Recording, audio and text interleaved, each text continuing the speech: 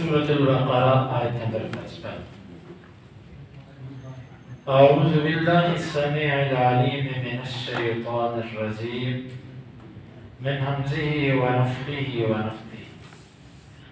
وَإِذْ، اور جب، قلتم، تم نے کہا، یا موسیٰ، اے موسیٰ، لن، ہرگز نہیں، نؤمن، ہم ایمان لائیں گے، لک، آپ کے لیے، حتیٰ، یہاں تک کہ، نرا، ہم دیکھ لیں، اللہ کو، جہرا، سامنے۔ فَأَخَذَتْكُمْ، پس آن پکڑا تم کو، الصَّاعِقَةُ، موت نے، وَأَنْتُمْ، اس حال میں کہ تم، تنظرون، دیکھ رہے تھے۔ ثم، پھر، بَعَثْنَاكُمْ، ہم نے اٹھایا تم کو، من سے، بعد موتکم، تمہاری موت، لعلکم، تاکہ تم، تشکرون، شکر کرو۔ وَإِذْ قُلْتُمْ يَا مُوسَىٰ لَن نُؤْمِنَ لَكَ حَتَّىٰ نَرَى اللَّهَ جَهْرَةً، اور جب تم نے کہا، اے موسیٰ، ہم آپ پر ہرگز ایمان نہیں لائیں گے یہاں تک کہ ہم اللہ کو سامنے دیکھیں۔ فَأَخَذَتْكُمُ الصَّاعِقَةُ وَأَنْتُمْ تَنظُرُونَ، بس تمہیں موت نے آن پکڑا اس حال میں کہ تم دیکھ رہے تھے۔ ثُمَّ بَعَثْنَاكُمْ مِن بَعْدِ مَوْتِكُمْ لَعَلَّكُمْ تَشْكُرُونَ، پھر ہم نے تمہیں تمہاری موت کے بعد زندہ کیا تاکہ تم شکر ادا کرو۔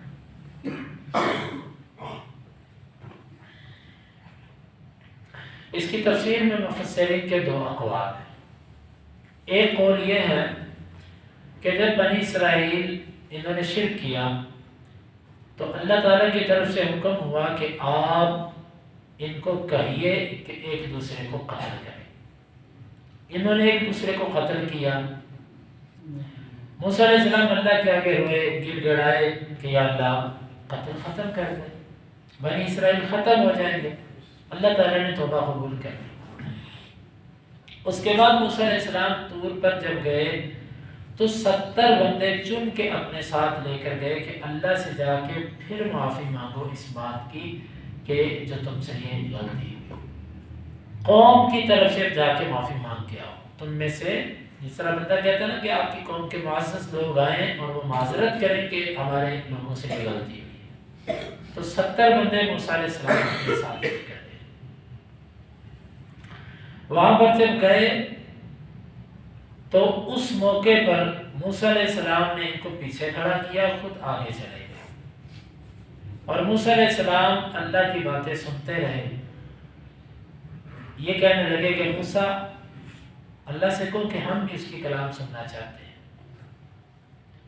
یہ حدیث نہیں ہے جو میں آپ کو بتا رہا ہوں، یہ مفسرین کے اقوال ہیں جو درست بھی ہو سکتے ہیں اور غلط بھی ہو سکتے ہیں۔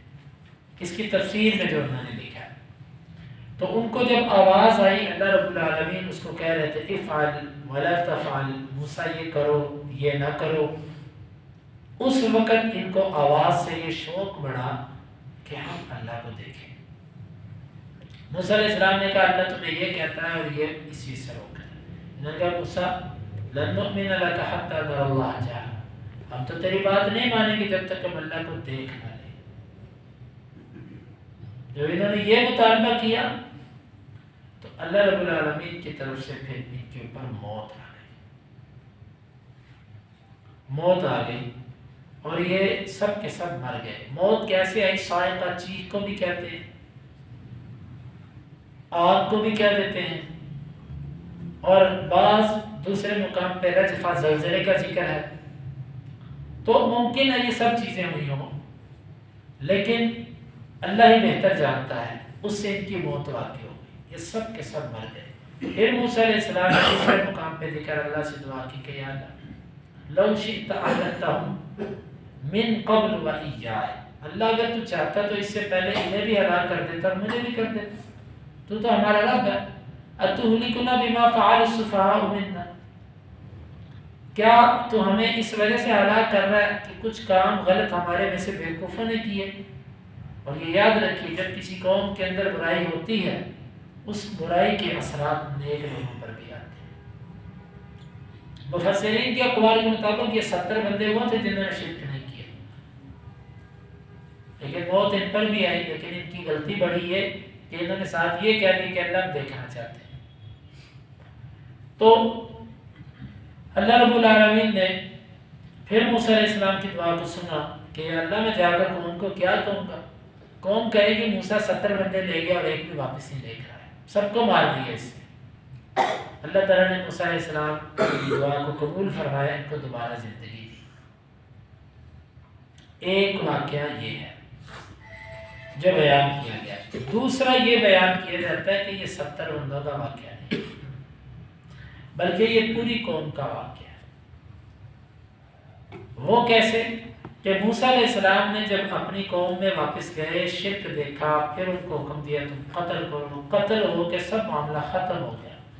موسیٰ علیہ السلام نے پھر قوم سے کہا کہ یہ وہ تختیاں ہیں جو لینے کے لیے میں دور پر گیا تھا، اللہ نے مجھے بلایا تھا، میں اس میں تھوڑا سا لیٹ ہو گیا اور تم نے بچڑے کو معبود بنا لیا، یہ ہیں وہ تختیاں، اللہ کا پیغام تمہارے لیے۔ انہوں نے کہا موسیٰ تیری بات کی کون تصدیق کرے گا؟ ہم کیسے مانیں کہ یہ اللہ نے تجھے تختیاں دی ہیں؟ ہم نہیں مانیں گے جب تک اللہ تعالیٰ سامنے نہیں آ جائے۔ پھر اس وقت اللہ رب العالمین نے ان سب کو ہی موت دے دی۔ یہ جو موت تھی یہ بطور سزا تھی، مدت پوری ہونے کے بعد نہیں تھی، کیونکہ جب کسی کی موت مدت پوری ہونے کے بعد آتی ہے نا تو پھر وہ واپس نہیں آتا۔ کوئی یہاں سے یہ استدلال مت کرے کہ جی مر کے پھر زندہ ہو گئے تھے، یہ موت بطور سزا تھی، ان کی عمریں پوری ہونے پر یہ موت نہیں تھی، کیونکہ جب کسی کی مدت پوری ہو جاتی ہے پھر اس کو موت آتی ہے۔ پھر حرام علی قریۃ اہلکناھا انہم لا یرجعون، حرام ہے کسی بھی بستی پر جب ہم اس کو موت دے دیں، ہلاک کر دیں، ختم کر دیں، تو کبھی واپس نہیں آتے۔ تو یہ بطور سزا تھا۔ پھر موسیٰ علیہ السلام روئے اللہ کے آگے کہ اللہ تو معاف کر دے، پھر اللہ تعالیٰ نے معاف کر دی۔ گویا کہ دو قول ہو گئے، ایک پہلا قول جو زیادہ مفسرین نے ذکر کیا کہ 70 بندے یہاں پر مراد ہیں، دوسرا قول کہ پوری قوم مراد ہے۔ پہلے والا قول زیادہ مفسرین نے ذکر کیا، واللہ اعلم بالصواب۔ اب سوال یہ پیدا ہوتا ہے کہ موسیٰ علیہ السلام نے بھی تو مطالبہ کیا تھا اللہ کو دیکھنے کا، اور بنی اسرائیل نے بھی اللہ کو دیکھنے کا مطالبہ کیا۔ موسیٰ علیہ السلام نے بھی کہا تھا ربی ارنی انظر الیک، اللہ مجھے ذرا اپنا آپ دکھا میں تجھے دیکھوں۔ انہوں نے بھی کہا ہم دیکھنا چاہتے ہیں۔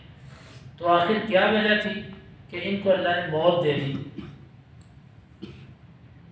اس کی وجہ یہ تھی کہ موسیٰ علیہ السلام نے جو مطالبہ کیا تھا وہ محبت کی بنا پر تھا۔ اللہ کی کلام سنی، اللہ کی کلام نے اتنی لذت دی، اتنی محبت بڑھی اللہ سے، اتنی محبت بڑھی، کہا اللہ تو دکھا اپنا آپ مجھے۔ جس طرح بندہ کسی سے باتیں کرتا ہے محبت بڑھ جاتی ہے، بندہ کہتا ہے جناب آپ اپنا دیدار تو کروائیں، اتنا عرصہ ہو گیا آپ سے باتیں کرتی، اتنی اچھی آپ کی باتیں ہوتی، آپ ملاقات تو کریں۔ اللہ اپنے کسی دوست کو کہتا ہے، کسی ساتھی کو کہتا ہے۔ یہ موسیٰ علیہ السلام کلام کی لذت سے رب کو کہا کہ اللہ میں تجھے دیکھنا چاہتا ہوں، لیکن انہوں نے شرط کے طور پر کہا لن نؤمن، ہم ایمان ہی نہیں لائیں گے جب تک اللہ نہیں سامنے آئے گا۔ تو اس میں اور اس میں بڑا فرق ہے، وہ محبت تھی، یہ شرط تھی۔ اللہ تعالیٰ نے پھر ان کو موت دے دی۔ تو اللہ تعالیٰ نے یہاں پر بھی بنی اسرائیل کو بطور احسان اس چیز کا ذکر کیا کہ تمہارے بڑوں نے یہ غلط مطالبہ کیا ہے کہ اللہ ہم تجھے دیکھنا چاہتے ہیں، کیونکہ ہمارا اہل سنت کا عقیدہ ہے کہ دنیا میں کوئی آنکھ اللہ تعالیٰ کو نہیں دیکھ سکتی، لا تدرک الابصار، اللہ کو کوئی آنکھ دیکھ نہیں سکتی۔ یہ جو بات لوگ کہتے ہیں اللہ کے نبی صلی اللہ علیہ وسلم نے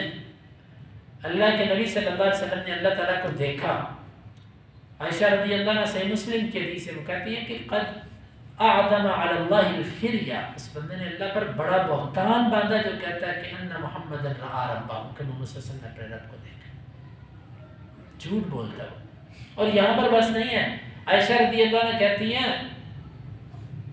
جب ان سے شاگرد نے کہا نا کہ خیال کریں آپ کیا کہہ رہی ہیں، لقد رأى من آیات ربہ الکبریٰ، وہ جو قرآن میں آتا ہے، ثم دنا فتدلی فکان قاب قوسین او ادنی، اس کا کیا معنی ہے؟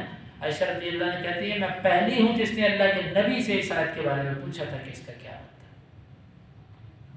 حل رأى محمد ربہ، کیا محمد صلی اللہ علیہ وسلم نے اپنے رب کو دیکھا ہے؟ اللہ کے نبی صلی اللہ علیہ وسلم نے آگے سے جواب دیا تھا ہوا نور ان اراہ، وہ نور ہے، میں اس کو کیسے دیکھ سکتا ہوں، وہ نور ہے۔ بعض جھوٹے لوگ اس کو دوسرے طریقے سے پڑھ دیتے ہیں، وہ کہتے ہیں اس کا معنی اس عبارت کو یوں پڑھا جائے گا ہوا نور انی ارا،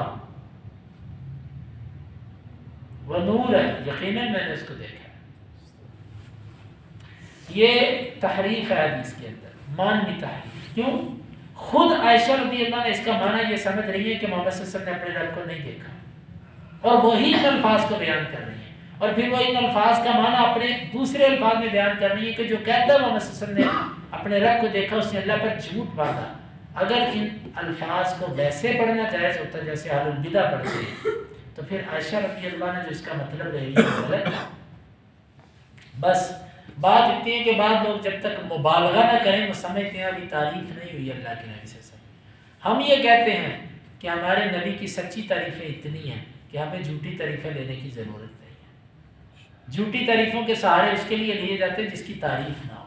ہمارے نبی صلی اللہ علیہ وسلم کی سچی تعریفیں اتنی ہیں کہ ہم کریں تو ہمارے لیے، ہماری نجات کے لیے اتنا ہی کافی ہے۔ تو اللہ کے نبی صلی اللہ علیہ وسلم نے اپنے رب کو نہیں دیکھا، تو کوئی دنیا میں آنکھ، ہمارا اہل سنہ کا عقیدہ ہے، کوئی دنیا کی آنکھ اللہ کو نہیں دیکھ سکتی۔ ہاں آخرت میں آنکھیں دیکھے گی، اللہ اپنا دیدار کروائے گا۔ اور معتزلہ ایک گمراہ فرقہ گزرا ہے۔ معتزلہ ان لوگوں کو کہتے ہیں جو عقل کو مقدم رکھتے ہیں، عقل پرست، اپنی عقل کو قرآن و حدیث سے مقدم رکھتے ہیں۔ وہ کہتے ہیں کہ نہ دنیا میں کوئی رب کو دیکھ سکتا ہے نہ آخرت میں دیکھ سکتا ہے۔ یہ ان کا گمراہ حالات ہے۔ تو اللہ رب العالمین نے یہاں پر بھی ذکر کیا کہ تم تنظرون، اور تم دیکھ رہے تھے۔ دیکھنے کا مطلب مفسرین نے بیان کیا موت اس طریقے سے آئی، 1 2 3، ہر ایک دوسرے کو مرتا ہوا دیکھ رہا، پھر خود بھی مر رہا ہے، پھر جو پہلے مرا پھر وہ اٹھا اور اس سے باقیوں کو اٹھتے ہوئے دیکھا، یعنی سب مرتے ہوئے ایک دوسرے کو دیکھ رہے تھے اور پھر اٹھتے ہوئے بھی ایک دوسرے کو دیکھ رہے تھے۔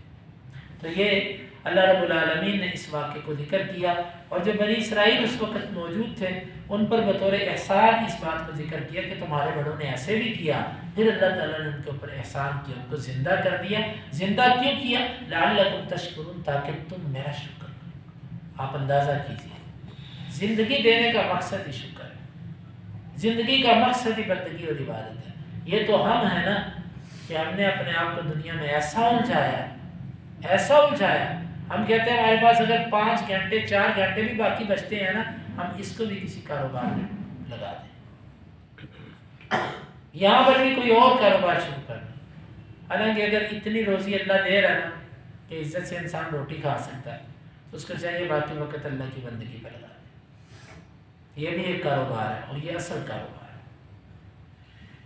اللہ کے قرآن پر بیٹھے، مسجد میں بیٹھے، سکون کی زندگی، امن کی زندگی۔ لیکن بعض لوگ دن میں 3 کام کرتے ہیں بیچارے، سرکاری جاب بھی کرتے ہیں، پھر کہیں پرائیویٹ بھی کرتے ہیں، پھر آن لائن بھی کچھ نہ کچھ شروع کیا ہوتا ہے۔ نہ نماز کے لیے وقت، نہ قرآن کے لیے وقت، نہ ذکر اذکار کے لیے۔ یہ زندگی ہے، یقین مانے اللہ تعالیٰ ایسی زندگی سے محفوظ رکھے۔ بعض لوگ آتے ہیں، تو ابھی میں نے یہ بات اس لیے کر دی کہ ابھی میرے پاس ایک بندہ آیا تو وہ انجینئر تھا، وہ جاب بھی کرتا ہے، اور وہ اس کے علاوہ اس کا کوئی اور انویسٹمنٹ بھی اس نے کہیں کر رکھی ہے، اور اب وہ آن لائن کام بھی کرتا تھا۔ لیکن میں نے اس کا چہرہ دیکھا، تھا عقیدے کا درست، اس کے چہرے پر طمانینت اور سکون نہیں تھا۔ تو اس کے پاس ایک اور بندہ بیٹھا تھا، کہتا ہے یار مجھے اس کو دیکھ کے رشک آ رہا ہے کہ یہ کتنا کام کر رہا ہے، اور میں نے کہا افسوس ہے اس کے اوپر بھی اور تمہارے رشک پر بھی۔ تمہیں چاہیے کہ جب تم اتنا کما رہے ہو کہ عزت سے تمہیں روٹی مل رہی ہے تو باقی اللہ کی عبادت پہ وقت لگاؤ، باقی علم سیکھنے پہ وقت لگا دو۔ یہ کیا زندگی ہوئی کہ بندہ بھاگتا رہے، صبح اٹھا اور رات کو تھک کے بستر پہ گر جائے، اور صبح اٹھے اور پھر اسی طرح چل جائے۔ یہ زندگی یہ قابل مدہ زندگی نہیں ہے، بلکہ اصل زندگی لعلکم تشکرون، تاکہ تم اللہ کا شکر ادا کرو۔ بس مناسب، اللہ تھوڑے میں برکت کر دیتا ہے، اللہ تعالیٰ کے ہاں برکت ہے، وہ برکت کر دیتا تھوڑے میں۔ لیکن جب انسان بکھر جاتا ہے، اس کے معاملات بکھر جاتے ہیں، پھر اس کے بکھرے میں اور زیادہ میں بھی اللہ بھی برکتی کر دیتا ہے۔ یہ جو حرص ہے نا، یہ جو لالچ ہے، یہ نہیں ختم ہوتا، اور جہاں پر یہ لالچ آ جاتا ہے، واللہ اللہ رب العالمین وہاں سے برکتیں اٹھا لیتے ہیں، لالچ سے برکت اٹھ جاتی ہے۔ تو جتنا ہے اتنے پر انسان قناعت کرے، اتنا نہ اپنے آپ کو انسان مشغول کرے کہ وہ اللہ کے دین کے لیے یا عبادت کے لیے اپنے نفس کا حق ادا نہ کر سکے۔ ظالم ہے وہ بندہ اپنے نفس پہ ظلم کر رہا ہے کہ جو عبادت اور نمازوں کے لیے وقت نام کاروبار کر رہا ہے، اپنی نام پہ ظلم کر رہا ہے، کسی پہ نہیں کر رہا، اپنے پہ کر رہا ہے کہ اپنی جان کا دشمن بنا ہوا، پیسہ کما رہا ہے اور اپنے آپ کو جہنم میں پھینک۔ اللہ تعالیٰ سے دعا ہے اللہ تعالیٰ ہمیں ان آیات کو سمجھنے کی اور عمل کی توفیق عطا فرمائے۔